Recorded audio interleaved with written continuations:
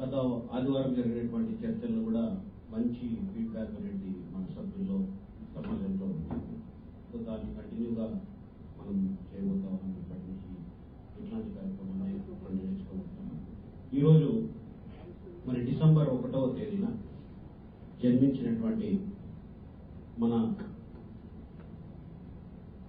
SC కమ్యూనిటీకి సంబంధించినటువంటి మహిళా నేత, రాజకీయాల్లో తనకంటూ ఒక ప్రత్యేకమైనటువంటి శైలిని, గుర్తింపుని తీసుకొచ్చి ఆనాటి ప్రభుత్వాల్లో దళిత పక్షాన పోరాడి దళిత హక్కులను సాధించడమే కాకుండా సమాజంలో ఎన్నో విప్లవాత్మకమైనటువంటి మార్పులకి మరి కారకురాలైనటువంటి జె ఈశ్వరీబాయి గారి జన్మదినాన్ని పురస్కరించుకొని ఆవిడని మరి స్మరించుకునేటటువంటి అవకాశాన్ని మనం ఈరోజు ఆదివారం నాడు ఆ యొక్క సబ్జెక్ట్ని మనం పెట్టుకోవడం జరిగింది.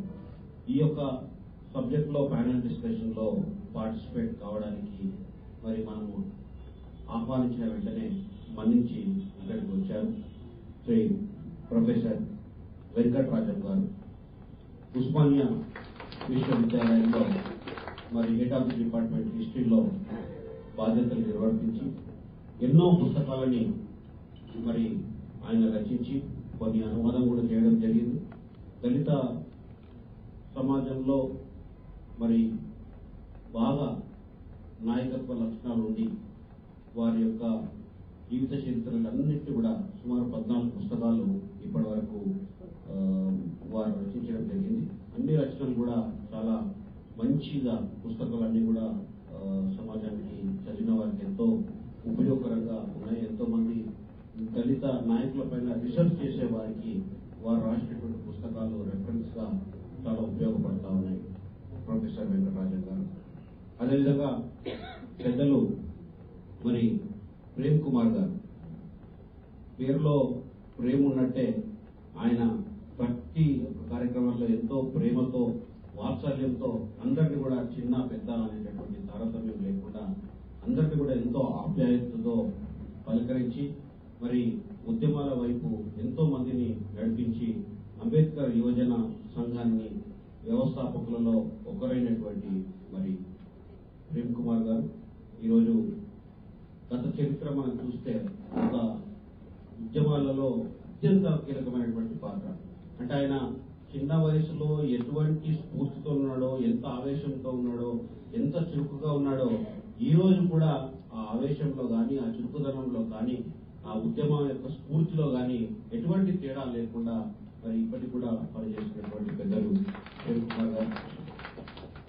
అదేవిధంగా బడుగు గోవర్ధన్ గారు బిహెచ్ఎల్లో ఉద్యోగం చేస్తూ మరి బిహెచ్ఎల్లో ఉన్నటువంటి ట్రేడ్ యూనియన్ లో అత్యంత కీలకమైనటువంటి పాత్ర పోషించి అక్కడ బిహెచ్ఎల్ లో పనిచేసేటటువంటి ఎంతో మంది కార్మికుల యొక్క హక్కులని మరి కాపాడేటటువంటి ప్రయత్నంలో ఆ హక్కులు కాపాడేవి కాకుండా వారికి చట్టబద్ధంగా రావాల్సినటువంటి సౌకర్యాల విషయంలో కానీ, ప్రమోషన్ల విషయంలో కానీ, అదేవిధంగా మరి అందరికీ ఇల్లు సైట్స్ ఇప్పించడంలో కానీ ఎంతో చురుకైనటువంటి పాత్ర పోషించి అక్కడ ట్రేడ్ యూనియన్ లో మరి ఒక మంచి నాయకుడిగా ఎదగడమే కాకుండా మరి బాబాసాహెబ్ యొక్క స్ఫూర్తితోని దళిత ఉద్యమాల్లో నాకు ఉద్యోగం ఉంది, నేను చాలా కంఫర్ట్ గా ఉన్నాను, నాకు ఇంకెవరి పని కూడా అవసరం లేదనేటటువంటి భావన కాకుండా బాబాసాహెబ్ యొక్క స్ఫూర్తిని మరి పూర్తిగా అవగాహన చేసుకొని ఎన్నో ఉద్యమాల్లో చురుకైనటువంటి పాత్ర పోషించినటువంటి బడుగు గోవర్ధన్ గారు వారికి స్వాగతం పలుకుతూ ఈరోజు మన యొక్క చర్చ ఐరన్ లేడీ ఈశ్వరీబాయి.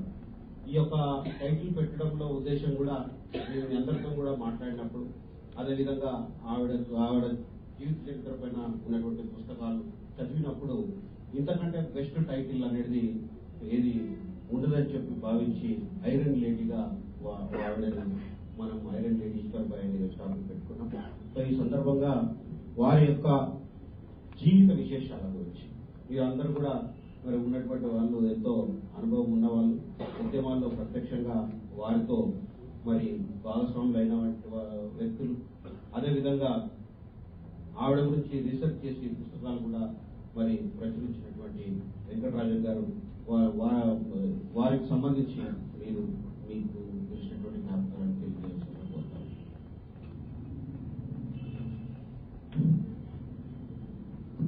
అందరికీ జయభీములు. శాంతి చక్ర ఇంటర్నేషనల్ గారి ఆధ్వర్యంలో మొదటిసారిగా నేను మాట్లాడినప్పుడు ఆ వేదిక నుండి అంబేద్కర్ విద్యా విషయంలో మాట్లాడి ఇది రెండవసారి పద్మశ్రీ నారా రవికుమార్ గారు ప్రభుత్వ భారత్ ఒక వేదిక ద్వారా ఈనాటి కార్యక్రమంలో ఐరన్ లేడీ ఈశ్వరీబాయి గారి గురించి మాట్లాడమని చెప్పేసి అడిగినప్పుడు నేను తక్షణమే స్పందించి నేను వచ్చి మాట్లాడతాను సార్ అని చెప్పేసి చెప్పడం జరిగింది. అయితే మేము మన్నించడం కాదు, మీలో ఒకరిగా దళిత నాయకులపై ఎక్కడైనా ఎప్పుడైనా అందులో ప్రత్యక్షంగా ప్రభుత్వ భారత్ ఈ ఆధ్వర్యంలో పతాక ఈ యొక్క సభావేదిక నుండి ఈశ్వరీబాయి గారి గురించి చెప్పే ముందు నేను 2 వాక్యాలు ఆమె బ్రతుకున్నప్పుడు 1978లో స్వయంగా వారి ఇంటికి వెళ్ళి ఆమెను దర్శించుకోవడం జరిగింది. ఆమె అప్పుడు కొంత అంటే ఆరోగ్యంగా ఉన్నప్పటికీ కూడా బెడ్ మీద కూర్చొని మాట్లాడింది. బాబు మీది ఎక్కడ, ఏ జిల్లా, ఏ ఊరు, ఏం చదివావు, ఎక్కడ చదివావు, ఇప్పుడు ఏం చేయబోతున్నావు అని చెప్పేసి అడిగినప్పుడు నాకు చాలా సంతోషం అనిపించింది. ఎందుకంటే సరే మీరు ఎక్కడ చదివినా ఏం చేస్తున్నావు, ఏం ఉద్యోగాలను పోతున్నావు అని అడగలేదు. కానీ ఆమెలో ఉన్నటువంటి తపన ఏంటంటే మీరు బాగానే చదివారు, అందరూ విశ్వవిద్యాలయం నుంచి చదివి బయటకు వచ్చారు, మీ భవిష్యత్ కార్యక్రమంలో మీరు ఎలా సమాజాన్ని, అందులో ముఖ్యంగా దళితులను మీరు వారికి అది ఒక మార్గం చూపదలుచుకున్నారు అని చెప్పేసి అన్నప్పుడు మేడం గారు ముఖ్యంగా చిన్న కుటుంబాల నుంచి వచ్చాము, అది ఆ కుటుంబాల యొక్క అవస్థలని మీకు తెలుసు, వ్యవస్థలో మీరు ఏం చేయమంటారు అని చెప్పేసి అంటే ఆమె ఒకటే మాట చెప్పింది, మీరు మళ్ళీ గ్రామాల వైపు చూడండి అని చెప్పేసి అన్నది. నాకు చాలా నచ్చింది. అయితే గ్రామాలకు వెళ్ళేటప్పుడు ముఖ్యంగా గ్రామాల్లో దళితుల యొక్క అవస్థలను చూడమని చెప్పడం ఆమెలోని ఆ మాటలోని తపన. ఆ తర్వాత ఆమె పుట్టుగా ఎక్కడ జన్మించింది? శ్రీమతి జె ఈశ్వరీబాయి గారు సికింద్రాబాద్లో చిలకలగూడలోని చిన్న బస్తీలో ఆనాడు రైల్వే శాఖలో పనిచేస్తున్నటువంటి బల్లెపు రామస్వామి రాములమ్మ గారి సంతానంగా 1918లో జన్మించింది. అయితే 1918కి ప్రపంచ చరిత్రలో కానీ భారతీయ చరిత్రలో కానీ ఒక ప్రముఖ స్థానం ఉంది, ఒక చారిత్రక ఘట్టం అన్నమాట. అలాంటి ఆ సంవత్సరంలో ఈశ్వరీబాయి గారు జన్మించడం జరిగింది. తర్వాత ఆమె అక్కడే ఇంటర్మీడియట్ అక్కడ అంటే 10వ తరగతి కంప్లీట్ చేసి ఇంటర్మీడియట్ వరకు చదువుకున్న తర్వాత ఆమె యొక్క జీవితం అంటే ఉద్యోగాలు, అంటే ఆ రోజుల్లో ఉద్యోగాలు ఎక్కడైనా దొరికేటి, చిన్న చదువు అంటే ఇంటర్మీడియట్ చదవడం అంటే గొప్ప. ఆ రోజుల్లో దళితుల్లో ముఖ్యంగా నేను చూస్తున్నప్పుడు దళిత కుటుంబాల్లో మగవాళ్ళు చదవడం వేరు, ఆడవాళ్ళు చదవడం వేరు. ఆనాటి సమాజంలో ఉండేటువంటి ఒక అలవాటు ఏంటంటే స్త్రీలకు విద్య అవసరం లేదు అనేటువంటిది ఒక పాత అలవాటు అనేటువంటిది. కాబట్టి రైల్వే కుటుంబంలో పనిచేస్తున్నటువంటి ఒక తండ్రి ఆయన బిడ్డను చదివించాలని చెప్పేసి ఆ విధంగా ఆమెకు చదువు నేర్పించడం అనేటువంటిది. ఆమె నేర్చినటువంటి చదువు ఆమె ఉద్యోగం చేయడానికి కాదు, సమాజానికి మహత్తరమైనటువంటి ఒక మార్గం చూపడానికి చేసినటువంటి ఆమె ఆ విద్య అక్కడే అంకురార్పణ జరిగి దళిత కుటుంబాలకు కాదు, దళిత మహిళలకు ఒక మహాన్వితురాలై మంచి మార్గాన్ని చూపించినటువంటి నేను ఒక టైటిల్ ఇస్తున్నాను, దళితుల కలికితురాయి ఈశ్వరిబాయి. ఉద్యమం అంటే ఆమె రాజకీయ ప్రవేశం ఏ విధంగా జరిగింది? అంటే రాజకీయానికంటే ముందు ఉద్యమాల్లో పార్టిసిపేట్ అయ్యారా, లేకపోతే రాజకీయంతో ఆమె యొక్క ప్రజా జీవితం ప్రస్తావన స్టార్ట్ అయిందా? 1944లో శ్రీమతి ఈశ్వరిబాయి గారు భారతరత్న డాక్టర్ బిఆర్ అంబేద్కర్ గారి యొక్క ఉపన్యాసాన్ని వినడం జరిగింది. ఆ ఉపన్యాసం విన్న తర్వాత ఆమె ఉత్తేజితురాలే. అంబేద్కర్ ఆశయాలను ఆమె జీర్ణించింది. అంబేద్కర్ తత్వాన్ని ప్రచారం చేయాలి అని తలపుచ్చింది. అంబేద్కర్ యొక్క ఆశయాన్ని జీవితాంతం తాను ఆచరించడమే కాదు, తరాలు కూడా ఆచరించే విధంగా ఆమె ఉద్యమం వైపు మొక్కింది. ముఖ్యంగా ఆమెకు వచ్చినటువంటి అవకాశం 1969లో తొలి దశ ప్రత్యేక తెలంగాణ ఉద్యమంలో ఆమె కాలు పెట్టి కంకణం కట్టుకుంది. ఆ ఉద్యమాన్ని మహిళగా ముందుండి నడిపింది.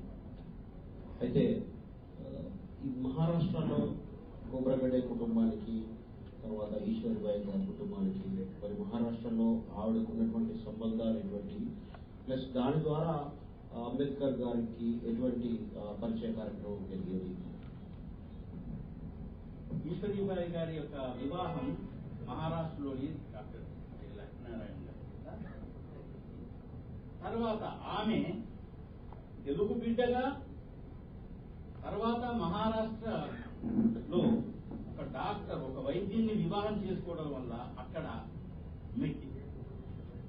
కాబట్టి మహారాష్ట్ర ప్రజలతోటి, మహారాష్ట్ర భాషా వేషాలతోటి, మహారాష్ట్రలో ఉన్నటువంటి ఒక రాజకీయ పరిస్థితులను కూడా అవగాహన చేసుకునేటువంటి ఒక అవకాశం ఆమెకు దక్కింది. అదే సమయంలో డాక్టర్ బిఆర్ అంబేద్కర్ గారి యొక్క ఉపన్యాసాలు వినడము, తద్వారా అక్కడ ఉండేటువంటి ఒక భర్త తరఫున ఉన్నటువంటి కుటుంబ సభ్యులతో, ఇతర రాజకీయ కార్యకర్తలతో, అందులో అంబేద్కర్ యొక్క అనుచరులతోటి ఆమెకు ఎక్కువ కలిసే అవకాశం జరిగింది. తర్వాత ఆమె ఒక రాజకీయ ఆలోచన విధానం కూడా అక్కడే మలుపు తిరిగిందని నేను చెప్పగలను.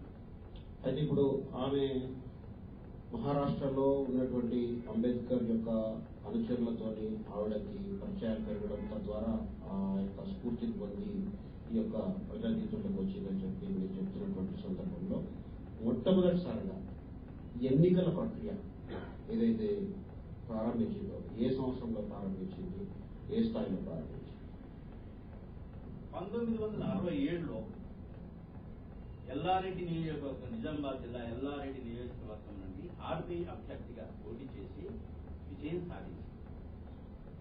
అక్కడి నుండి అసెంబ్లీలో అడుగుపెట్టి ప్రజా జీవనం ఒకవైపు, ప్రజా సమస్యలు మరొక వైపు, అందులో ముఖ్యంగా దళితులకు ఉన్నటువంటి యొక్క సాధక బాధకాలను, దళితుల యొక్క సమస్యలనన్నీ అసెంబ్లీ దృష్టికి తెచ్చింది మొట్టమొదటి మహిళ అసెంబ్లీ చరిత్రలో ఈశ్వరీబాయి అని చెప్పక తప్పదు.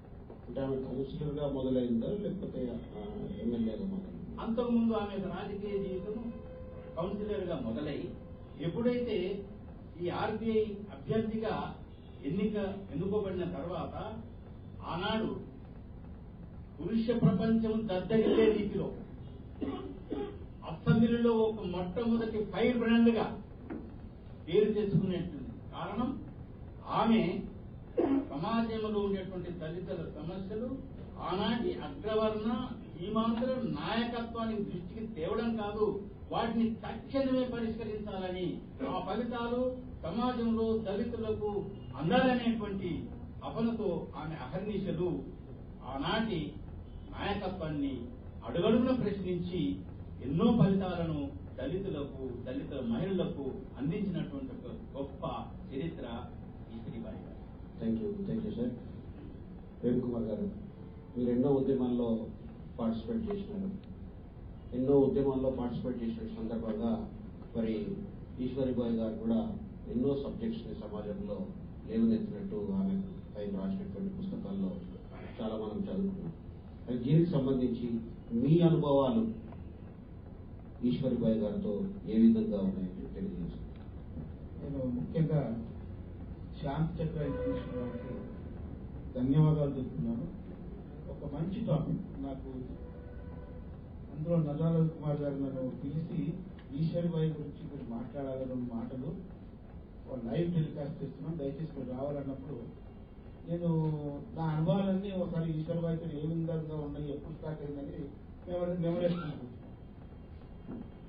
నాకు ఒక ముఖ్యంగా రవికుమార్ గారు, ఈశ్వరిబాయి గారు, సదాలక్ష్మి గారు, మళ్ళీ సుమిత్రాదేవి గారు, ఈ ముగ్గురు కూడా జంట నగరాలకు సంబంధించిన వ్యక్తులే.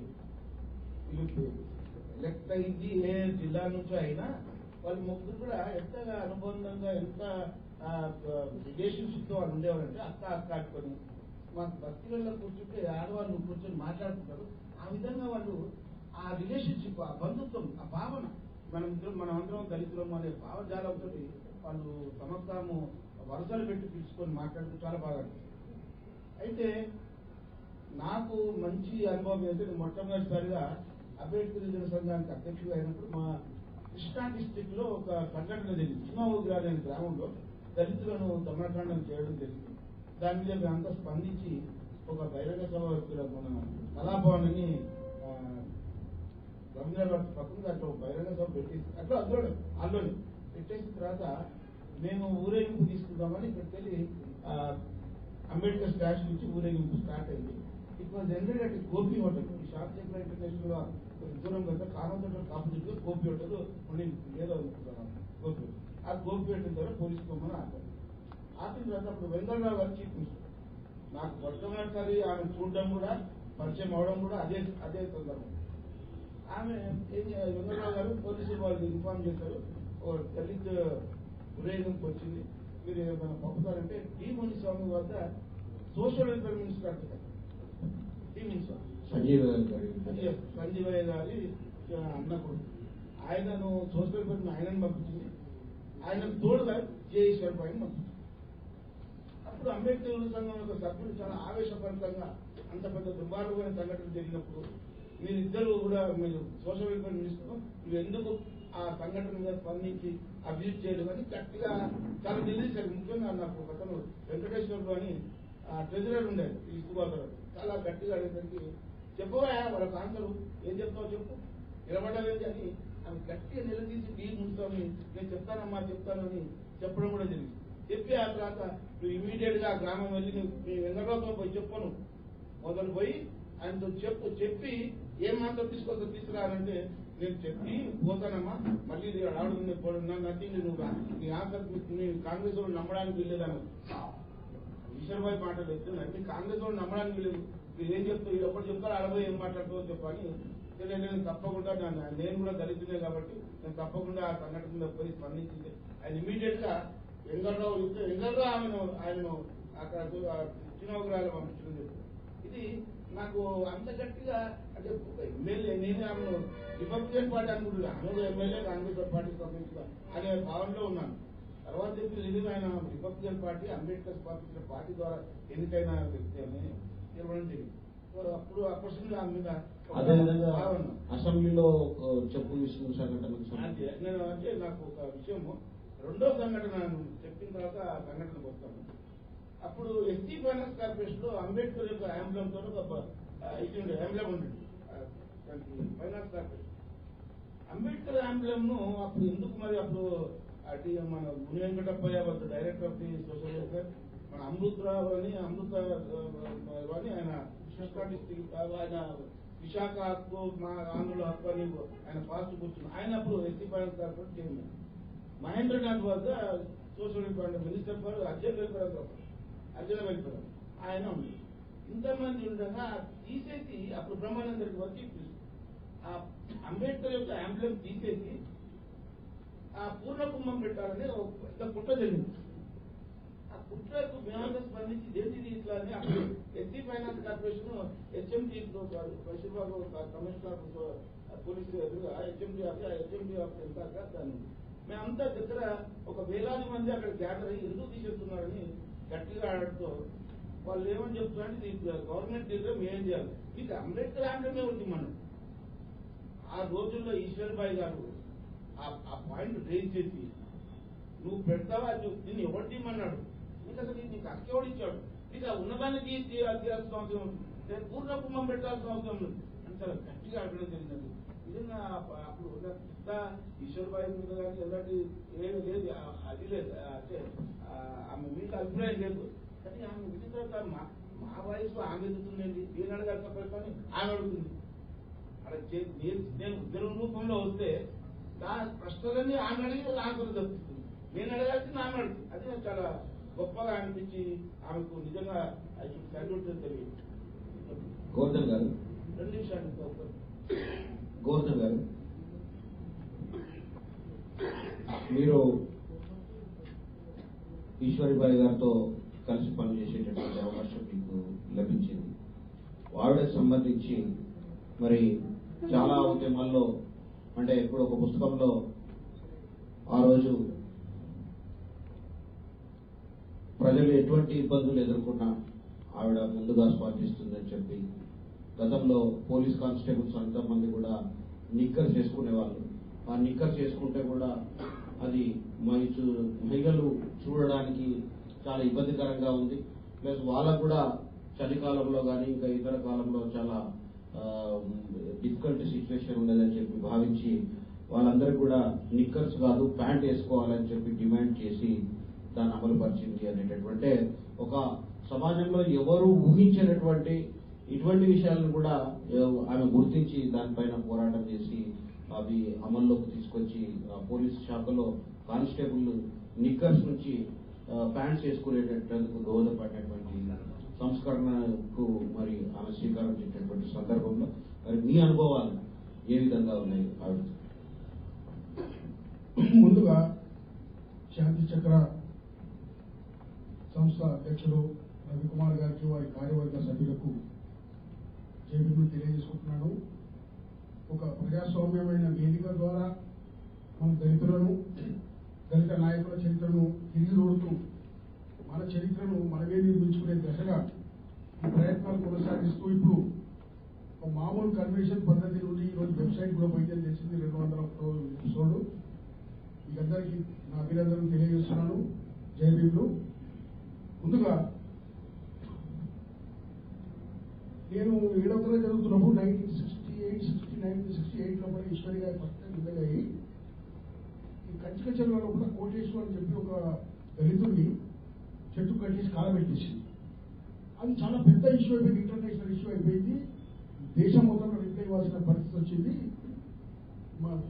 మన ఖమ్మం జిల్లాకు చెందిన తిమ్మారెడ్డి అని చెప్పి మన అగ్రికల్చర్ మినిస్టర్ ఉండే ఆయన ఏం చేసిందంటే బ్రహ్మానంద రెడ్డి ఇషారా మీద ఏం చేస్తారమ్మా దొంగతనం చేస్తే చెట్ల కట్టే కూడా పెట్టుకొని ముద్దు పెట్టుకుంటారని చెప్పి వెంటకాలంగా మాట్లాడింది. ఆ ఇన్సిడెంట్ అవేం చేసి కావాలని చెప్పి సిరింది అసెంబ్లీలోనే సిరింది. ఇది అసెంబ్లీలో పెద్ద సంఘటన, పెద్ద ఇష్యూ అయిపోయింది మొత్తం దేశం వ్యాప్తంగా. ఎవరు ఈమె ఈశ్వరిబాయి అంటే ఫస్ట్ వ్యక్తిగతంగా పరిచయం లేదు అప్పటికి. తర్వాత 1949లో కూడా తెలంగాణ చెప్పు తీసేటప్పుడు బ్రహ్మానంద రెడ్డి గారికి తగిలింది. అంటే ఈమె ప్లాన్ కూడా వేసింది, వాడిని చూసి టార్గెట్ వాడేసింది కావాలని వేసింది. ఏదో తిమ్మారెడ్డి మీద సీఎం గారు అని చెప్పి ఏదో ఎక్స్క్యూజ్ చేసుకోవాలి కదా, టార్గెట్ వాసించారు. అసెంబ్లీలో కూడా అంత ఆమె ఏ విషయంలో కూడా ఎప్పుడు కూడా ఆమె ఏదైనా ఎమర్జెన్సీ ఇష్యూ వచ్చిందంటే కనీసం డ్రైవర్ గురించి కూడా వెయిట్ చేయకపోతాడు. ఆమె 65-66 ఏళ్ళ ఏజ్ ఉండే 85లో కూడా అప్పటికీ ఎక్కడ వచ్చిందంటే క్లియర్ గా చాలా బ్లాగుడు కూర్చుడు పోవడమే. ఇక్కడ నుంచి నిజామాబాద్ పోవాలన్నా, పబ్లిక్ మీటింగ్ పోవాలనుకున్నా, ఎక్కడ పోవాలనుకున్నా ఆమె డ్రైవర్ వస్తే డ్రైవర్ తీసుకొని పోతే డ్రైవర్లో కూడా పోతారు. ఇన్సిడెంట్కి వెళ్ళిపోవాలి, ఇమీడియట్ యాక్షన్ ఎక్కడ యాక్షన్ కావాల్సింది. ఆమె ఒక ఇష్యూ లేబట్టిందంటే ఇష్యూ ఇమీడియట్ గా రిజాల్వ్ కావాల్సింది. ఇప్పుడు దళితులకు తుపాకులు కావాలని కూడా డిమాండ్ చేసింది. అది బెల్చి సాధుపూర్ సంఘటనలు బీహార్లో కూడా చరణ్ మురారి దేశాయ్ టైంలో కూడా అంతకుముందు మురారి దేశాయ్ కదా సార్, అంతకుముందు మన ఇందిరాగాంధీ ప్రధానమంత్రిగా ఉన్నప్పుడు బెల్చి ఇందిరాగాంధీ ప్రధానమంత్రి దిగినాక బెల్చి సాధుపూర్ సంఘటన జరిగిన తర్వాత 80లో ఇందిరాగాంధీ మళ్ళీ రెండోసారి ప్రైమ్ మినిస్టర్ అయినప్పుడు జ్ఞాని జైల్ సింగ్ హోమ్ మినిస్టర్ ఉండి మేము తుపాకులు ఇస్తామని చెప్పిన ఇష్యూ. ఆ ఇష్యూ గురించి కూడా అసెంబ్లీలో కూడా చాలా ఫెరోషియస్ గా మామూలుగా కాదు, ఏ విషయంలో కనీసం అవతల వాళ్ళు ఏంటి మూల దళితుల ఇష్యూ, పేద ప్రజల ఇష్యూ. చివరికి ఇప్పుడే బ్రదర్ చెప్తుండే, సికింద్రాబాద్ లో ఒక హోటల్ లో కూడా క్యాబరే డాన్స్ పోలీసు వాళ్ళు వచ్చి డాన్స్ అయిపోయినాక వచ్చి డాన్స్ ఆడమని ఆడుకుంటే కొట్టిండు వాళ్ళు. ఆ ఇన్సిడెంట్ లో అసలు ఈ పోలీసు కూడా అక్కడ పోయి కొట్టింది. ఆమె డాన్స్ ఆడేది తప్పే, మంచి వృత్తి కాదు సమాజంలో. ఆయన ఆడాలన్నా అవుతానే ఆమె తీసుకోవాలి ఇంకో అని చెప్పి ఇప్పుడు పోలీసు వాళ్ళు సస్పెండ్ అయింది. ఇన్సిడెంట్స్ ఇప్పుడు చెప్పారు సార్. అంటే తర్వాత 1960 తెలంగాణ ఉద్యమం చూడాలి జరుగుతుంది. అప్పుడు 90s స్టూడెంట్స్ మేము అప్పుడు లలిత్ భార్గవ కమిషన్ ఇప్పుడు ఏజీ ఆఫీసర్ ఎదురు ఏదైతుందో అకౌంటెంట్ జనరల్ ఆఫీసర్ ఉంటుంది. లలిత్ భార్గవ కమిషన్ రిపోర్ట్ ఇచ్చి అప్పటికే 6 years అయిపోయింది. జెంటిల్మెన్ అగ్రిమెంట్ అన్ని ఫ్లోట్ అయిపోయినాయి. నిధులు బిధులు నీళ్లు 3 పోయినాయి అని చెప్పి రిపోర్ట్ ఇచ్చారు. అందరూ ఎత్తిపెట్టి పెట్టుకున్నారు. ఆమె ఒక్కనే రిపోర్ట్ అనాలిసిస్ చేసి చెప్తే మెకానికల్ పీటీఐ వార్తా సంస్థలు ఎంత చేసినట్టే సాయంత్రం కూడా ప్రతిరోజు ఉర్దూ ఇలాంటి ఖబర్ వసీం అఫ్సర్ ఎప్పుడైనా చెప్తుండే आज असेंबली रुकमना ईश्वरी भाई ने केसी करके అని చెప్పి ప్రతిరోజు అసెంబ్లీలో ఆమె రేడియో ఈవినింగ్ 7 o'clock ఇలాంటి ఖబర్ పెట్టుకుని కంపల్సరీగా న్యూస్ వస్తుంది. అంటే తెలంగాణ ఉద్యమంలో ఆమె అత్యంత మొత్తం అసలు లలిత్ భార్గవ రిపోర్ట్ తీసుకొచ్చి అనాలిసిస్ లలిత్ భార్గవ రిపోర్ట్ ఇప్పటికి అట్లనే ఉంది. దాన్ని ఎక్కడన్నా చేసి జెంటిల్మెన్ అగ్రిమెంట్ ప్రకారము ఏ పదవులు ఎక్కడ పోవాలి, ఏ పోస్టులు ఎక్కడ పోవాలి, ఎంత నీళ్ళు అలొకేషన్స్ ఉన్నాయి, ఎన్ని ఉద్యోగాలు ఇక్కడ ఉన్నాయి, ఉద్యోగుల రేషియో అయింది. హైదరాబాద్ సివిల్ సర్వీసెస్ అని అంతకుముందు అసలు ఐఎస్ కడ ముందు హైదరాబాద్ లో ఐసీఎస్ లో తీసుకొచ్చి మీరు చిన్నోళ్ళని చెప్పి సెక్రటరీ హోదాలో ఉన్న మన హైదరాబాద్ సెక్రటరీ ఉన్న ఆఫీసర్ తెలంగాణ ఆఫీసర్స్ ను జాయింట్ సెక్రటరీ చేసేసి, అదేవిధంగా హైకోర్టు జడ్జి కూడా లోవర్ చేసేసి కోకా రాఘవరావు గారు జడ్జి అయ్యారు. ఇష్యూస్ అన్ని లేబట్టినప్పుడు ఆ రోజుల్లో తెలంగాణ ఉద్యమంలో కూడా చెన్నారెడ్డికి ఎంత పేరు, ఈశ్వరిబాయి కూడా అంతే పేరు ఉండే. అయితే జైలు కూడా వెళ్ళడం జరిగింది. ఆమె చర్చలు మేము ఇక్కడ అమీర్పేట స్కూల్ జైలు చేసేసి మమ్మల్ని ఆమె మాత్రం చర్చలు కూడా జైల్లో చెన్నారెడ్డి వీళ్ళందరూ చేసిన దాంట్లో చెన్నారెడ్డి కొండల చూడు పంపుతున్నప్పుడు ఆమె దాదాపు నెల 10 రోజులు తెలంగాణ ఉద్యమం ఉంటుంది. తర్వాత 73 లోపల 73కు 1 సంవత్సరం క్రికెట్ ఉంటుంది. ఇప్పుడు ట్యాంక్ బండ్ మీద ఉన్న అంబేద్కర్ విగ్రహాన్ని చాలా రోజులు సుమారు 1 year పైన విగ్రహాన్ని మొత్తం బట్ట కప్పేసి ఎవరు ఇనాగ్రేషన్ చేయడానికి పంపితే అసెంబ్లీలో గొడవ చేసి మీరు పోని పక్షం లోపల నేను పోతా, మీరు ఎవరు అవసరం లేదంటే చివరికి వివిగిరి రాష్ట్రపతిగా వచ్చి ప్రమాణ ముఖ్యమంత్రి అంటే మీరు రాష్ట్రపతి ముఖ్యమంత్రి రాజకీయ గురించి, ఎందుకంటే ఇక్కడ బ్రహ్మానందరెడ్డి వచ్చి ఇక్కడ ఇనాగ్రేషన్ చేస్తే పబ్లిక్ గా తిరగబడి మళ్ళీ భయానికి రాష్ట్రపతి అంటే ఆ రోజుల్లో కూడా అంబేద్కర్ విగ్రహం పెట్టిన తర్వాత దాన్ని ఇనాగ్రేట్ చేయడానికి 9 నెలల టైం పట్టింది. ఎక్కువ పట్టింది సార్, 9 నెలల కంటే ఎక్కువ పట్టింది. అది పరిస్థితి. తర్వాత 77లో కూడా మన జనతా పార్టీకి రిపబ్లికన్ పార్టీకి అలయించినప్పుడు ఈమె అమలాపురం నుంచి పోటీ చేసింది. మేము సికింద్రాబాద్ నుంచి లక్ష్మీకాంతమ్మ గారికి జనతా పార్టీకి సపోర్ట్ చేసి మీటింగ్ పెడితే మేము ఇంటికి పోయి చెప్పినామమ్మా ఇట్లా రావాలంటే సరే మీరు పిలిస్తే తప్పనిసరిగా వస్తే మీరు పైగా మా వాళ్ళు అంటున్నారు కదా తప్పనిసరిగా వస్తుంది. ఆమె అమలాపురం ప్రోగ్రామ్ క్యాన్సిల్ చేసుకుంది. మేము వేరే ర్యాలీ తీసుకున్నాము, ఎక్కడ వస్తున్నాను చూసినాము. ఆమె సింగిల్ గా కార్ నడుపుకుంటూ వచ్చి మీరు ఇలా కూర్చుంది, ఆల్రెడీ కూర్చుంది. అంటే ఈ హంగారు పడాలి ఏమి పోయి చూసి ఏమమ్మా ఇక్కడ ఉన్నామంటే నడవలి. అంటే ఏదైనా పని చేయాలంటే టైం అనేది నేను చేసేది కాదు, వెనుకకు పోయేది లేదు. మన వాళ్ళకి అన్యాయం జరుగుతున్నా మొహమాటం అనేది లేదు ఎవడైనా కానీ ఆ విషయాల్లో. అంటే ఇప్పుడు ఆమె మొత్తం ఆంధ్రప్రదేశ్ లో అటు అమలాపురంకి వెళ్ళి కూడా పోటీ చేస్తుందంటే అంత పాపులర్ గా ఆమె రాష్ట్ర వ్యాప్తంగా, అంటే ఇక్కడ ఎల్లారెడ్డి నియోజకవర్గం నుంచి ఎమ్మెల్యేగా ఎలక్ట్ అయింది. అదేవిధంగా అమలాపురం ఇందిరాగాంధీ గారు 72లో గరీబీ హఠావో అనే ప్రోగ్రామ్ ఏమైతే ఇచ్చింది, స్లోగన్ ఇచ్చిందో దానివల్ల దళితులు ఆర్థికంగా రాజకీయంగా అన్ని రంగాలలో నష్టపోయిందండి. అంతకుముందు మనకు రిపబ్లికన్ పార్టీకి 16 మంది ఎంపీలు మహారాష్ట్ర నుంచి. నెక్స్ట్ ఏంటంటే రిపబ్లికన్ పార్టీ, సోషలిస్ట్ పార్టీ ఇవన్నీ కలిసి పవర్ క్యాప్చర్ చేసుకున్నది అన్న టైంలో ఇందిరాగాంధీ గరీబీ హఠావో అనేది మొత్తం మోసానికి వచ్చిందండి. ఇప్పుడు ఆర్పీఐ నుంచి అప్పుడు ఎంతమంది ఎమ్మెల్యేలు ఉండే? మన దగ్గర ఆంధ్రప్రదేశ్లో 5 ఎమ్మెల్యేలు, అసెంబ్లీలో 5 ఎమ్మెల్యేలు from Republican party of India. మనకు లోక్సభలో కూడా 16 ఎంపీస్ ఉంటుంది. ఇక్కడ బివి రమణయ్య, ఇప్పుడు దానికి ఇప్పుడు ప్రతిభా భారతి ఫాదర్ కొత్త పునయ్య, బివి రమణయ్య అది ఓకే.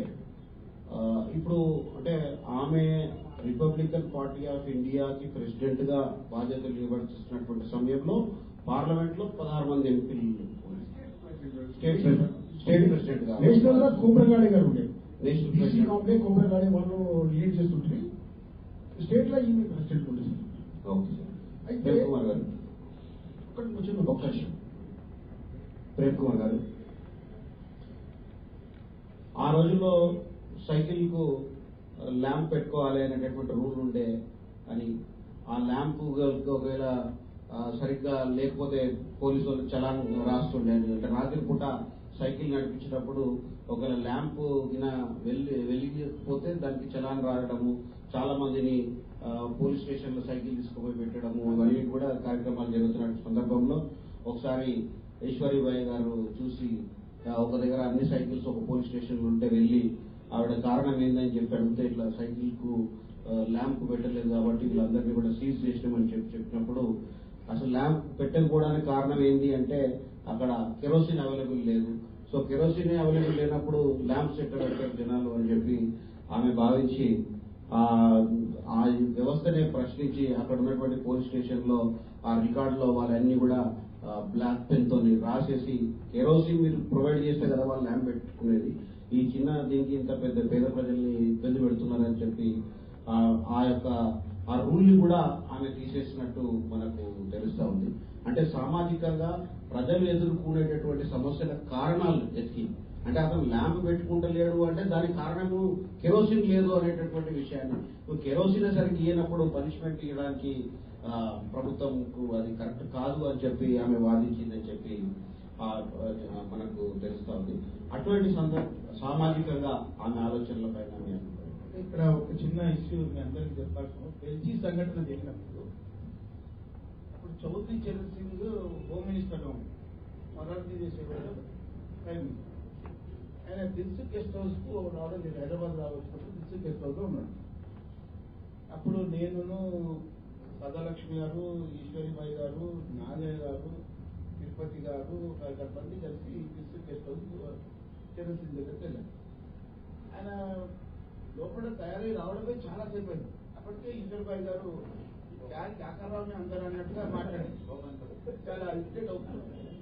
ఈమె కూడా one of the important leader పార్టీలో. అప్పుడు జనతా పార్టీ ప్రభుత్వం ఉంది. ఆ జనతా పార్టీలో రిపబ్లికన్ పార్టీ కూడా ఒక అలయన్స్ గ్రూప్ అది రావడం కాస్త లేట్ గా చరణ్ సింగ్ రావడం జరిగింది. రాగానే కొద్దిగా ఆవేశం పడింది, ఏం రావడము. అందులో ఈమె సమవుజ్జురాలు అభిప్రాయం, చరణ్ సింగ్ కంటే పెద్ద తక్కువ నాయకురాలు కాదు. బయట बोलो बोलो क्या बात है, ये बेल्जी का संगठन में मैं पूछने आया ना, क्या तुम्हारे रिपब्लिकन पार्टी वालों को ये चीज और दूसरा काम नहीं है అంటే ఇది తప్ప మీకు ఇంకోటి. ఇంకా ఈశ్వరీబాయి, సదాలక్ష్మి గారు, చరణ్ సింగ్ అప్పుడు చిన్న ఆవేశం, क्या बात कर रहे हो, लोग जला दिए तो तुम क्या कर रहे, నేను ముగ్గురం కలిసి బాగా ఇరిటేట్ అయ్యి అనడం జరిగింది. అప్పటికి నాకు ఇంటెలిజెన్స్ నాకు పెద్ద పరిచయం లేదు. ఈశ్వరీబాయి గారు గట్టిగా అడిగేసరికి ఆయన కొద్దిగా ఇరిటేట్ అయ్యి లోపలికి तुम क्या करते हो मालूम होना అని గట్టిగా అంటే రిపబ్లికన్ పార్టీలో పార్లమెంట్ చాలా గలాట జరిగింది. అక్కడ మొత్తం Republican party parliament members Maharashtra నుండి, యూపీ నుండి ఉన్నారు, మన ఆంధ్ర ఇక్కడ నుంచి ఉన్నారు, ఇక్కడ ఆంధ్రప్రదేశ్ నుంచి లేదు. అక్కడ పార్లమెంట్ రోజు డిబేట్ బెల్జీ సంఘటన గలాటలు జరుగుతుంది. ఈ మీకు రిపబ్లికన్ పార్టీకి ఇదే పార్టీ ఇంకేం పని వేరే లేదా అన్నట్టుగా మాట్లాడినారు అని ఆయన ఇది చేయకపోతే, ఆమె అడిగిన తీరు, ఆమె బాధతో అడిగిన తీరు, అది జనరల్ గా స్పందన అనేది లోపల ఉంటే గానీ అది రాదండి. జనరల్ గా ఏదో అడగాలి కాబట్టి అడిగినాము, ఏదో అసెంబ్లీ మెంబర్స్ కాబట్టి పార్లమెంట్ అంటే ఆయన బాధతో అడిగినారు. వాళ్ళిద్దరు సదాలక్ష్మి అండ్ ఈశ్వరీబాయి అడిగిన పద్ధతి నాకు వాళ్ళిద్దరు చూస్తే నాకు ఆవేశం. నేను కూడా అడిగిన తర్వాత తలుపులు వేసుకొని ఇరిటేట్ అయ్యి లోపలికి వెళ్ళిపోయిన తర్వాత బయటకు వచ్చిన తర్వాత నాకు నా వెనకాల ఇంటెలిజెన్స్ వాళ్ళు వచ్చి ఇంటెలిజెన్స్ చెప్తున్నాను, ఇంటెలిజెన్స్ వచ్చి ఈ నన్ను కూడా రిపబ్లికన్ పార్టీ అనుకుంటుంది, నేను అంబేద్కర్ వస్తామంటే ఇంకా నా బ్యాక్గ్రౌండ్ మొదలు పెట్టుకో ఎక్కడ చేస్తాను, నేను వాళ్ళకి ప్రెస్ రిపోర్టర్స్ అనుకుంటున్నాను. ఇంటెలిజెన్స్ వచ్చి అనుకుంటలేదు, ప్రెస్ రిపోర్టర్స్ వస్తుంది అని నేను భావిస్తున్నాను. ఈశ్వరిబాయి గారు ఎంత బాధతో ఆమె అడిగిన హృదయంలో నుంచి స్పందన అంటే అందరికీ రాదండి. అంబేద్కర్ తీసుకెళ్తే అందరూ స్పందించాలని లేదు, స్పందించేవాడు స్పందించి అదే విధంగా ఈశ్వరరావు యొక్క హృదయాంతరాల నుంచి బాధతో ఆమె అడిగిన పద్ధతి నాకు నిజంగా సల్యూట్ దక్కేది, ఆమె మర్చిపోలేని పరిస్థితి. ఇప్పుడు మీరు అకాడమిషియన్, గతంలో ఇంటర్మీడియట్ వరకు చదివినటువంటి బాలికలకు ఉచితంగా ప్రభుత్వమే చదివించాలి అనేటటువంటి చట్టాన్ని తేవడంలో ఆవిడ కీలక పాత్ర పోషించిందని చెప్పేసి. అదేవిధంగా గతంలో ఈ గ్రేస్ మార్క్స్ అనేది సిస్టమ్ అప్పుడు గతంలో ఉంటుండే, అంటే ప్రభుత్వం రిజల్ట్స్ వచ్చిన తర్వాత ఇంకా గ్రేస్ మార్క్స్ ఇచ్చేసి ఆ గ్రేస్ మార్క్స్ ద్వారా కొద్దిమంది ఎవరైతే షార్ట్ అయినరో ఒక సబ్జెక్ట్ లో 10 మార్క్స్ గ్రేస్ మార్క్స్ ఇస్తే ఒకవేళ 2 మార్కులు తక్కువైతే మిగిలిన 8 మార్క్స్ వాళ్ళకి మిగిలిపోయేటుండే. సో ఈవిడ మాత్రము ఇంకా దళిత బాలికలు చాలా మంది కూడా చాలా సబ్జెక్ట్స్ లో 1-2 మార్కుల్లో పోతే ఆ 10 మార్క్స్ ఒక సబ్జెక్ట్ కాదు, ఆ 10 మార్క్స్ అన్ని సబ్జెక్టులకు కూడా స్ప్రెడ్ చేస్తే ఇంకా చాలా మంది ఒక అకాడమిక్ ఇయర్ ని వాళ్ళు సేవ్ చేసుకోగలుగుతారు అని తద్వారా ఒక 11-12 వేల మంది బాలబాలికలు ఆ రోజుల్లో బెనిఫిట్ పొందారు అని చెప్పి మనకు చరిత్ర చెప్తా ఉంది. అంటే ఈ యొక్క చిన్న చిన్న విషయాల వల్ల ఎంతో మంది యువతులు దళిత సమాజానికి సంబంధించిన వాళ్లకు మేలు జరిగేటటువంటి నిర్ణయాలు తీసుకున్నారు. అదేవిధంగా మీరు అకాడమిషియన్ గా మీరు ఆవిడ పైన రీసెర్చ్ కూడా చేస్తున్నారు. ఇంకా చాలా మంది స్టూడెంట్స్ కూడా ఈ మధ్య కాలంలో ఆవిడ నిర్వహించినటువంటి పాత్ర పైన రీసెర్చ్ చేస్తున్నారు. సో అకాడమిక్ గా మీరు అబ్జర్వ్ చేసినటువంటి విషయాలు ఈశ్వరి గారి పైన. రవికుమార్ గారు, మీరు అడిగినటువంటి ప్రశ్న చాలా ఉత్తమమైనటువంటి. ఈ రోజుల్లో దళితుల చదువు విషయంలో వాళ్లకు వస్తున్నటువంటి యొక్క అవకాశాల విషయంలో ప్రభుత్వ యంత్రాంగం అధికారులు ఎలాంటి చూపు చూస్తున్నారు, ఏ రకంగా అంచివేయాలనే ధోరణి తప్ప ప్రోత్సాహం ఇచ్చి ఉత్సాహంతో వాళ్ళని ముందుకు నడపాలనేటువంటి దాఖలాలు లేవు, మనందరికీ తెలుసు.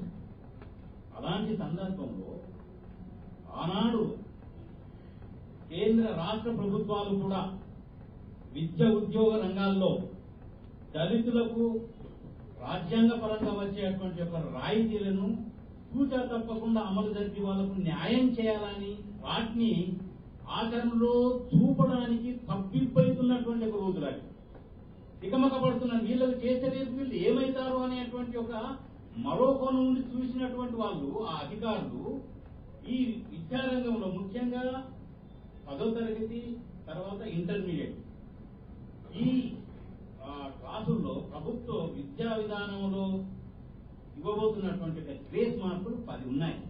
ఈ 10 మార్కులు అంటే ఒక క్యాండిడేట్ ఒక సబ్జెక్ట్ లో తక్కువైతే 2 మార్కులు కలిపి మిగతా 8 మార్కులు పక్కకు పెట్టి ఆ రకంగా పక్కకు పెట్టి. ఇప్పుడు చూడండి, ఎక్కడైనా ఎంట్రన్స్ లో దళిత విద్యార్థి ఆడ కానీ మగ కానీ టాప్ ర్యాంక్ లో ఉంటే ఆ టాప్ ర్యాంక్ లో ఉండేటువంటి క్యాండిడేట్ మళ్ళీ రిజర్వేషన్ కోటాలో చూపిస్తున్నటువంటి అన్యాయం జరుగుతుంది. కానీ ఆ రోజుల్లో ఈశ్వరీబాయి గారు ఇలాంటి అన్యాయం జరగకూడదు, ఆ ప్రత్యేకమైనటువంటి దళిత విద్యార్థి కానీ విద్యార్థిని కానీ 10 సబ్జెక్టున్నా 7 సబ్జెక్టున్నా అందులో తక్కువైతే 10 మార్కులు పూర్తిగా ఇచ్చి వారికి న్యాయం చేయాలనేటువంటి పట్టు బల్లూకం పట్టుబట్టి భగీరథ ప్రయత్నం చేసి 12,000 మందికి ఆ రోజు ఆమె ఒక్క వాక్కుతోటి ప్రభుత్వ యంత్రాంగాన్ని గాని ఆ విధానాన్ని గాని ఉక్కిరి బిక్కిరి చేసి న్యాయం చేసినటువంటి యొక్క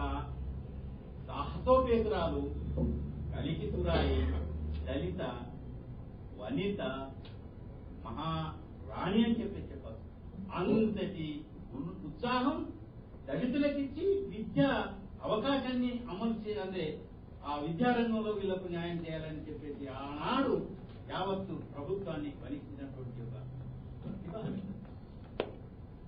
గోవర్ధన్ గారు, మన రాష్ట్రంలో తెలుగుదేశం పార్టీ ఆవిర్భవించిన తర్వాత నాదెండ్ల భాస్కర్రావు గారు ఎన్టీ రామారావుని పదవీచ్యుతం చేసిన తర్వాత ఆ ప్రజాస్వామ్య పరిరక్షణ ఉద్యమం అనేది జరిగిన సందర్భంలో మరి అప్పుడు జరిగినటువంటి సంఘటనకు ఎన్టీ రామారావుకు బాసటగా ఉంటూ ఆ ప్రజాస్వామ్య పరిరక్షణ ఉద్యమంలో అత్యంత కీలకమైనటువంటి పాత్ర పోషించి జాతీయ స్థాయిలో ఉన్నటువంటి నాయకులందరినీ కూడా మన రాష్ట్రానికి తీసుకొచ్చి ఇక్కడ జరిగినటువంటి ప్రజాస్వామ్య వ్యతిరేక ఉద్యమానికి మరి ఆ రోజు ప్రజాస్వామ్య వ్యతిరేకంగా తీసుకున్న నిర్ణయానికి భాషను నిలిచిన ఈశ్వరిబాయి గారి గురించి మీకు ఈ 84 సెప్టెంబర్ లోపల అప్పుడు ముఖ్యమంత్రిగా ఉన్న ఎన్టీ రామారావు గారిని నాదెండ్ల భాస్కర్రావు తిరుగుబాటు చేసి పదవీచ్యుతం చేసిన సమయం లోపల ఇది ప్రజాస్వామ్య పునరుద్ధరణ కోసం జరిగిన ఉద్యమం లోపల అమ్మగారితో నాకు ఫస్ట్ అంటే దగ్గరి పరిచయం అక్కడి నుంచే జరిగింది. మేము ఎక్కడ మీటింగ్లు జరిగినా తెలుగుదేశంలోనే ఉన్నా మేము రిపబ్లికన్ పార్టీ జెండా పట్టుకుని కార్యకర్తలకు ఇవ్వడంతో నేను అక్కడికి వచ్చిన వాళ్ళు కొత్తగా చూసారు, ఇదే పార్టీ బీజేపీకి ఒక పార్టీ జెండా ఉంది, జనతా పార్టీకి ఒకటి ఉంది, సిపిఐకి ఉంది, ఇదే కొత్త పార్టీ జెండా చెప్పి బ్లూ జెండా రాతపూర్వం బ్లూ జెండా పట్టుకుని ఉంది. తర్వాత ఏం జరిగిందంటే ఇక్కడ ఎన్టీ రామారావు గారు ఏం చేసిందంటే జనతా పార్టీకి సిపిఐకి సిపిఎంకి బీజేపీకి అన్ని పార్టీలకు టికెట్లు అలయన్స్ పార్టీలుగా తీసుకున్నాడు. రిపబ్లికన్ పార్టీ రాగానే ఈ పర్వతనేని ఉపేంద్ర వీళ్ళందరూ కలిసి డైరెక్ట్ గా వచ్చి ఏమడిగిందంటే అమ్మ మీ పార్టీకి ఇవ్వడం కొంచెం ఇబ్బంది అవుతుంది, మీరు సైకిల్ గుర్తు మీద పోటీ చేస్తారని అడిగింది. ఆమెకు వెంటనే కోపం వచ్చి ఉపేంద్రని బాగా తిట్టేసింది.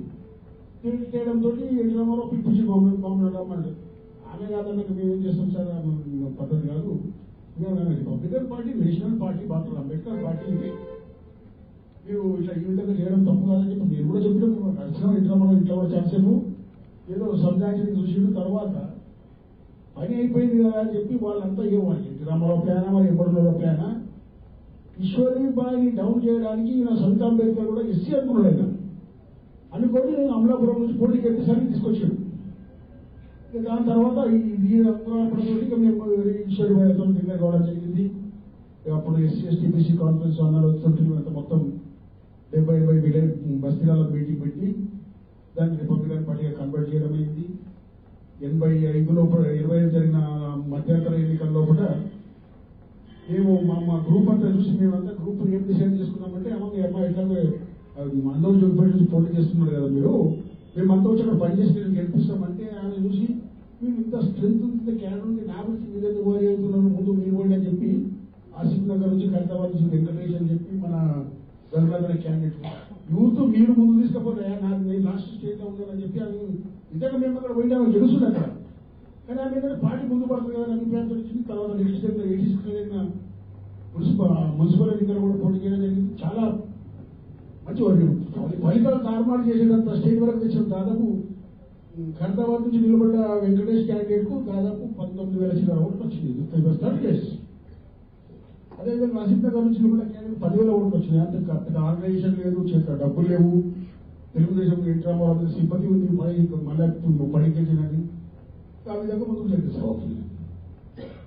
ప్రేమ్కుమార్ గారు, ఇప్పుడు చెన్నారెడ్డి గారు ముఖ్యమంత్రిగా ఉన్నప్పుడు చాలా సందర్భాల్లో వారితో కూడా మరి ఈశ్వరీబాయి గారు మన దళితుల యొక్క హక్కుల కోసం పోరాటం చేసినట్టుగా నాకు చెప్తుంది. మీ అనుభవాలు ఆ సందర్భంగా మీకు తెలిసింది.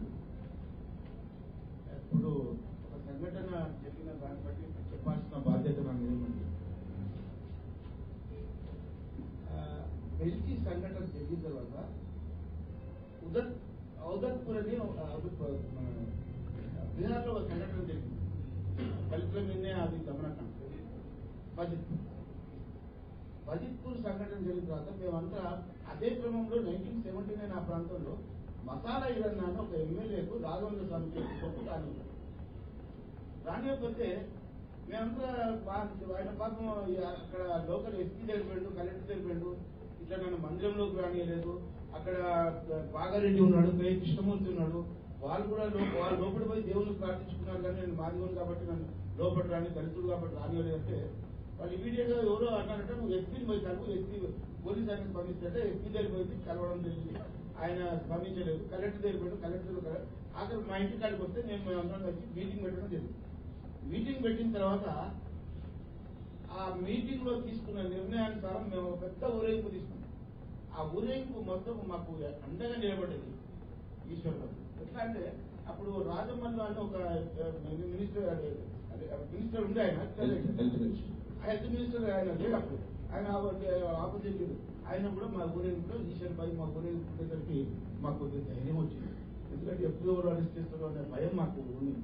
ఈశ్వర్ భాయ్ గారు వచ్చిన తర్వాత మేము అప్పుడే ఒక స్లోగన్ ఏం తీసుకుంటే, అప్పుడు జ్ఞాని జైల్ సింగ్ హోమ్ మినిస్టర్, ఆయన కర్పూరి ఠాకూర్ అని బీహార్ చీఫ్ మినిస్టర్, ఆయన ఒక అనౌన్స్మెంట్ ఏం చేసిందంటే మేము దళితులకు గన్ ఇస్తాము, తుపాకులు ఇస్తాము అని ఒక నిర్ణయం తీసుకోవడం జరిగింది.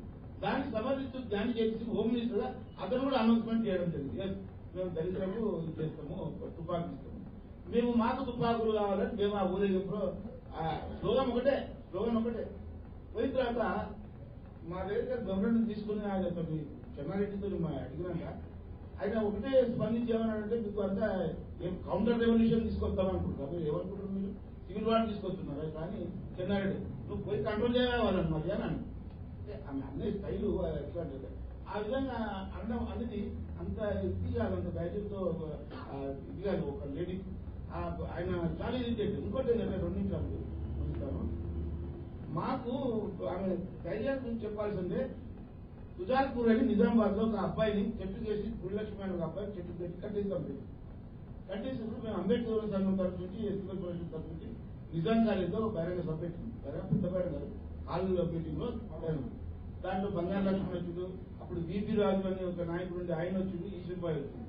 వీళ్ళంతా వచ్చిన తర్వాత మనము ఆ మీటింగ్ కన్క్లూజన్ లో అందరూ యువజన సంఘం సభ్యులందరూ ఏమన్నంటే మనం ఎన్టీ రామారావు ఎవరో పోయి చూసినట్ట, ఎన్టీ రామారావు ఇంట్లో ఉన్నాడన్నా మనం అందరం కలిసిపోదామని చెప్పడం వల్ల మేమందరం ఆ వచ్చిన మీటింగ్ వాళ్ళందరం కలిసి ఎన్టీ రామారావు సాగర్ చేతుల్లో ఉన్న దగ్గర ధర్నా చేసింది. ధర్నా చేసిన తర్వాత ఈశ్వర్ భాయ్ గారు జరిగేది ఏది ఎన్టీ రామారావు చెన్నారెడ్డి అంతా పెద్ద పాటు దానితో అన్యాయం చేసింది. అదొకటే ఆమె నువ్వు పోయాడా చూడు, ఆ ఊరిని తెలియదు ఏం జరిగిందో, నువ్వు చూడకుండా ఏదైనా మాట్లాడతావు. ఎన్టీ రామారావు మేము భూపతి ఎస్ఎస్ఆర్ భూపతి ఆ పులిలక్ష్మయ్య తల్లి కూడా తీసుకున్నాం లోపల. ఆమె ఎన్టీ రామారావు చూడగానే కాళ్ళ మీద పడుతుందని చెప్పడం జరిగింది. కాళ్ళ మీద ఆమె చూడడం జరిగింది. జరిగిన తర్వాత ఏమైపోయిందంటే ఆమె పోయి ఒకసారి నువ్వు పైతే మరుసటి దినము డిఐజీని పిలిపించి మాట్లాడతా ఆ సంఘటన ఎట్లా జరిగింది ఏ విధంగా నేను ఇన్వెస్టిగేట్ చేస్తానమ్మా, నాకు ఒక్క రోజు టైం అంటే లేదా ఒక్కరోజు కాదు 24 గంటలు కాదు తెలంగాణ దేవాలని చెప్పడం వల్ల పాపం ఎన్టీ రామారావు గారు పొద్దున 6 గంటలకు రండి అని ఆ నైట్ లో డిఐజీని పిలిపించుకొని ఆ మొత్తం హిస్టరీ అది అబ్బాయిని ఏ విధంగా చుట్టూ కట్టేసి తగలబెట్టిన సంగతిని అంతా ఇన్వెస్టిగేట్ చేసిన తర్వాత మేము 6 గంటల పోగానే మళ్ళీ ఎక్కడ ఈశ్వర్ భాయ్ వస్తున్నాడు ఏమైనా I'm coming to that village be there అని మేమంతా సుజాత్పూర్ ఇది దోమకొండ నిజామాబాద్ మేమంతా పోయి అప్పుడేది 400 రూపీస్ ఇస్తే ఒక టెంపో కలెక్షన్ అప్పటికప్పుడు కలెక్షన్ చేసుకుని పోవడం జరిగింది. ఈశ్వర్ భాయ్ గారి యొక్క మాట వల్ల అది జరగడం. అంటే ఇక్కడ ఒక విషయం పెడతాను. BS Tirupati, MB Suryanarayana, BV Ramanaiah east గోదావరికి సంబంధించిన వ్యక్తులైనా ఆమెకు అన్ని విధాల సహకారం అందించిన వాడు బిఎస్ తిరుపతి. ఆయన జ్ఞాపకం చేసుకోకుండా తప్పని అనిపిస్తుంది. మహేష్ కూడా తెలుసు. ఆయన ప్రతిదీ డ్రాఫ్ట్ ఆయన సంఘటన మీద డ్రాఫ్ట్ రాసిచ్చేది బిఎస్ తిరుపతి గారు.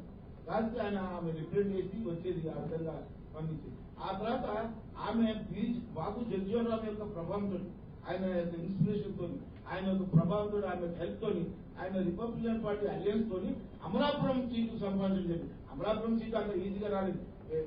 Because of Babu Jagjivan Ram she could able to get the seat of Amalapuram. ఇక్కడ లోకల్ గా రిజర్వ్ సీట్లు లేకుండా అక్కడ అమలాపురం ఉంది కాబట్టి ఆమె ఆ రోజుల్లో అక్కడ అంబేద్కర్ సంఘం అక్కడ బ్రాంచ్ సంబంధికుడు ఇక్కడ జిల్లాల నుంచి పోయి ఆమెకు సపోర్ట్ చేసి సెకండ్ అది కాంగ్రెస్. అంటే ఇప్పుడు ఆమె బ్రహ్మానందరెడ్డి కానీ, చెన్నారెడ్డి కానీ, ఎన్టీ రామారావు కానీ, ముఖ్యమంత్రులు ఎవరైనా ఆమెకు అనవసరం. సో ఆమె దళితులకు వాళ్ళు ఎటువంటి ప్రయోజనాలు చేకూరుస్తున్నారో వాళ్ళ హక్కులను ఎవరైనా హరిస్తే దానిపైన పోరాటం చేయడం, అంటే ఎదుటి వ్యక్తి ఎంత గొప్పవాడని కాదు, ఇక్కడ జరిగినటువంటి సంఘటనల పైన ఆమె స్పందించేటటువంటి తీరుని మనం ఈరోజు ఇది చేస్తూ వెంకటరాజన్ గారు ఆవిడ అంటే దళిత సమాజానికి డాక్టర్ అంబేద్కర్ కూడా విద్యలో మనం అందరం కూడా విద్యను అభ్యసించాలి అనేటువంటి పిలుపుని అనుగుణంగా మరి ఈశ్వరీబాయి గారు విద్య పట్ల ఆవిడకి ఎటువంటి అవగాహన ఉంటుండే, ఆవిడ ఎటువంటి చర్యలు చేపట్టారు మన యొక్క విద్యా వ్యాప్తి కోసం దళితుల్లో వివరించాల్సి.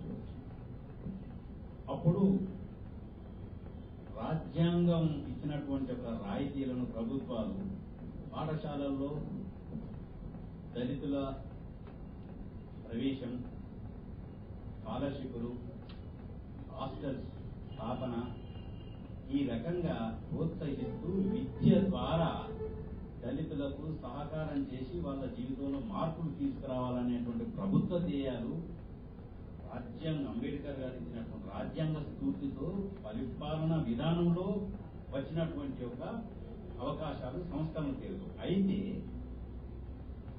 ఈశ్వరీబాయి గారి పోరాట పటిమను కనుక చూస్తే, ఈశ్వరీబాయి గారు దళితుల యొక్క కేకలను అసెంబ్లీలో వినిపించిన తీరును కనుక గమనిస్తే, యావత్ ఆంధ్రప్రదేశ్ నాటి ఆంధ్రప్రదేశ్ చరిత్రలో కానీ నేటి తెలంగాణ చరిత్రలో, రేపు పౌరుష బంగారం అంటున్న బంగారు తెలంగాణ చరిత్రలో కూడా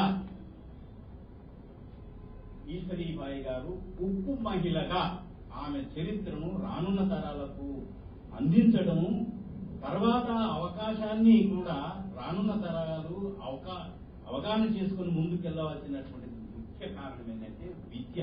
అంబేద్కర్ గారు యావత్ భారతదేశంలో దళితులకు విద్యావకాశాలు రాజ్యాంగం ద్వారా ఎలా ఇది మనకు అమలు జరపాలని రాసి పెట్టాడో, అదేవిధంగా ప్రపంచ నేతైన నెల్సన్ మండేలాను కూడా ప్రపంచంలో సమాజంలో మార్పు చైతన్యం జరగాలంటే విద్య ఒకటే ఆయుధం అని చెప్పాడు. కాబట్టి మన రాజ్యాంగ నిర్మాత డాక్టర్ బిఆర్ అంబేద్కర్ గారు ఇచ్చినటువంటి ఆశయం, మన తల్లి అంటే అమ్మ ఈశ్వరీబాయి గారు చెప్పినటువంటి యొక్క పోరాట ఉద్యమాల ద్వారా నేను గమనించింది ఏంటంటే, come to learn, go to serve. రాండి, చదవండి, సమాజాన్ని సేవ చేయండి అనేటువంటి తపన ఆమె అడుగున అమలు జరపడానికి ఆమె యొక్క జీవితాన్ని దళితులకు, దళిత మహిళలకు, వారి భవిష్యత్తుకు అంకితం చేసిందని నేను చివరగా ఈరోజు ట్యాంక్ బండ్ పైన ఎంతో మంది విగ్రహాలు ఉన్నాయి. సో అందులో దళిత సమాజానికి సంబంధించిన వ్యక్తి కేవలం పూర్వం చేస్తా గారు తప్ప ఇంకెవరు కూడా లేరు. తెలంగాణ ప్రాంతానికి సంబంధించినటువంటి ఎంతో మంది పెద్దలు అందరు ఉన్నారు. శ్యామ్ సుందర్ గారు ఉన్నారు, పార్లెంట్ వర్మ గారు ఉన్నారు, బిఎస్ రామచంద్ర గారు ఉన్నారు, మేడం ఈశ్వరీబాయి గారు ఉన్నారు. వీళ్ళందరి యొక్క విగ్రహాలు కూడా పెట్టాలని చెప్పి చాలా మంది డిమాండ్ చేస్తూ ఉన్నారు. అదేవిధంగా ఈశ్వరీబాయి గారి విగ్రహము మరి వారి కూతురు యొక్క గీతారెడ్డి గారి యొక్క చోరువతోటి అక్కడ ఈశ్వరపల్లి సంగీత్ దగ్గర ఏర్పాటు చేయడం జరిగింది. ఈ మధ్య డిమాండ్ కూడా ఈశ్వరీబాయి గారి యొక్క జయంతోత్సవాలు ఏవైతున్నాయో అవి రాష్ట్ర ప్రభుత్వమే అధికారికంగా నిర్వహించాలని చెప్పి రిప్రజెంటేషన్ కూడా ఇచ్చినట్టుగా ఉన్నది. మీరు కూడా అందులో దానికి సంబంధించి మీ అభిప్రాయం? దళిత ఐకాన్స్ చాలా గొప్ప చరిత్ర ఉన్నది మనకు, ముఖ్యంగా హైదరాబాద్, తెలంగాణ ప్రాంతంలో చాలా గొప్ప చరిత్ర. దురదృష్టవశాత్తు వాళ్ళ చరిత్ర ఒక పిఆర్ వెంకటస్వామి రాయడం కారణంగానే ఇవాళ మనం ఇప్పుడు చదువుతున్నాం. అంతకుముందు చదవలే పుస్తకాలని. అసలు పిఆర్ వెంకటస్వామి ఎవరైతే రాయస్తుందో ఆయన అమ్ముతే కూడా కొన్న పాపాన కొనగట్టాలి. 4 అన్నారట ఆ పుస్తకంలో. ఆయన యూనివర్సల్ ప్రెస్ అని అక్కడ జాన్స్మెంట్ ఉంటే అక్కడ ఇది చేసేవాడు. సో ఇది చేస్తే అయితే ఇప్పుడు మీరు అన్నది నేను ఆల్రెడీ ఈశ్వరీబాయి గారి విగ్రహం ఇక్కడ మారేడుపల్లిలో ఉంది. సదాలక్ష్మి గారి విగ్రహం కూడా ఈ ఇందిరా పార్క్ దగ్గరికి రాబోతుంది. వాళ్ళ కుటుంబం గారి దురదృష్టవశాత్తు ఏంటంటే ఈ ప్రజానాయకులను ఎంతసేపటి కుటుంబాలకు పరిమితం చేస్తారు. మనం కూడా ఆ కుటుంబ సమాజాన్ని ఇన్వాల్వ్ చేస్తలేరు. అంటే వాళ్ళు చేసి తప్పంటలేదు, వాళ్ళు అర్థంగా చేయబడితే ఆ మాత్రం స్థలమన్నా పెట్టుకుంది. ఇది ఈశ్వర్బాయికి గీతారెడ్డి గారు పెట్టుకున్నాం. అయితే మనం ఏంటంటే ఇప్పుడు కానీ వీళ్ళు కుటుంబ సభ్యులు ఉన్నారు కాబట్టి ఈశ్వర్బాయి గారు కానీ కథలక్ష్మి కానీ రేపు కథలక్ష్మి వచ్చేస్తారు ఇంద్రాపతి గారు. మళ్ళీ మనం ఏంటంటే ఇప్పుడు మీరు అన్నట్టు భాగ్యరెడ్డి వర్మ, బిఎస్ వెంకట్రావు, బి శ్యామ్స్ ఉన్నారు. ఇలాంటి చాలా మంది ఏమాఎంలో ఉన్న విగ్రహాలు రావాల్సిన తీసుకురావాల్సిన బాధ్యత మనకి ఉన్నది. అయితే నేను ఇప్పుడు ఒక నిమిషం సార్, ఇది ఏమంటే ఈ అంబేద్కర్ యొక్క విగ్రహాన్ని వెనకాల ఒక ఇది కట్టింది. పల్లెపల్లి లక్ష్మయ్య మేమంతా ఒక ఆలోచన ఉంది. ఎవరైతే మన ఐకాన్స్ ఉన్నారు దళిత ఐకాన్స్ వాళ్ళ విగ్రహాలు మనం రిప్రజెంట్ చేసి అడుగుదామని ఒక ఆలోచన ఉన్నది. ఆలోచన సక్సెస్ అయితే తప్పకుండా ఆ విగ్రహాలను ఆ నాయకుల యొక్క స్ఫూర్తిని భవిష్యత్ తరాలకు అందించాల్సిన బాధ్యత ఉంది.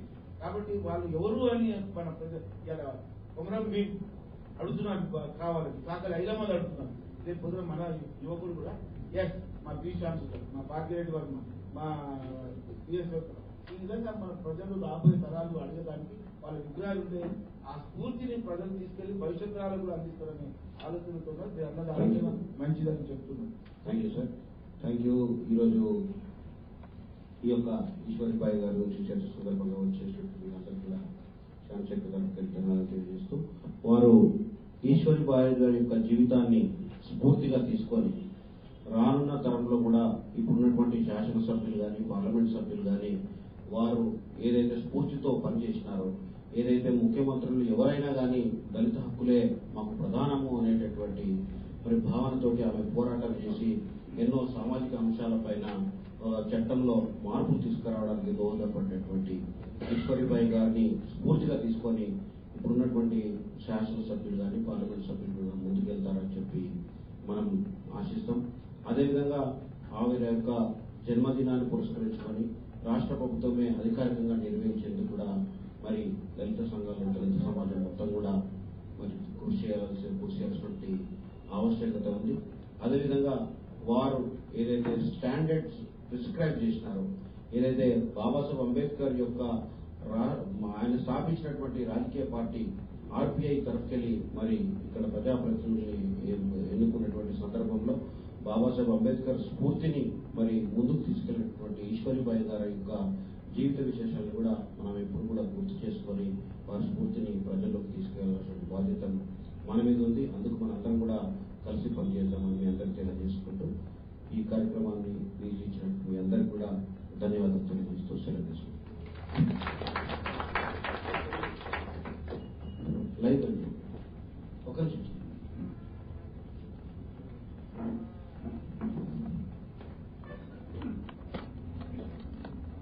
లైవ్ స్టార్ట్ అయిన